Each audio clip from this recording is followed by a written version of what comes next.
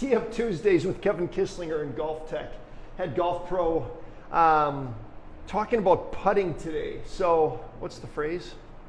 Drive for show, putt for dough. Putt for dough. And putting's complicated. It can be, yeah. It's complicated. So show me what some of the pitfalls and some of the Sure. Yeah, I mean, solutions.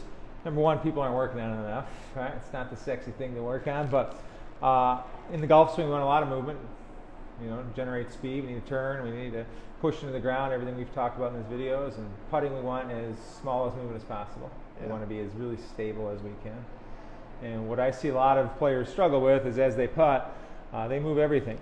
Their hips turn, their shoulders turn, their head moves. They struggle just to be able to really swing the triangle of their arms back and through. So in a good putting stroke, our hips really stable, no rotation, our chest as stable as we can, and basically we just take this triangle and we want to swing the triangle back and through, whether you're thinking of rocking your shoulders or just swinging that triangle. And players really struggle with that. I was playing around with this prior to starting, and I had all these subtle movements in my ankles, my knees, and every little micro movement adds up into less control. You have to be from 10 feet, 15 feet away. You have to start that ball almost exactly on line to make it. So a tenth of a degree off and you miss the putt. Yeah. So yes, every little subtle movement makes it harder to have that face exactly square. Yeah. Awesome. So show me a drill to help. Yeah, the same drill is just showing Disconnect. if you get in a mirror, patio door, anything reflective, and tuck your shirt in if you want, and really pay attention to your belt buckle and then the zipper on your shirt or buttons on your shirt.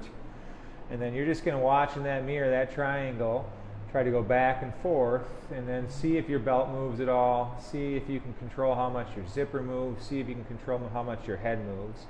And you just work in that mirror. If it's really hard with a golf club, you can actually start just without the club and just try to swing those hands back and through without movement, add the golf club to it. And that should really get you on your way to learning to putt without moving your body. I'm starting to think that anytime I actually sunk a putt, it was just lucky. Yeah. There was no skill involved. All right, that's an awesome tip, and I'm sure one that I'd like to see everybody practicing. Easy to do. And they will know us in Milwaukee by our putting skills. Yeah. All right, awesome. Thank you, Kevin.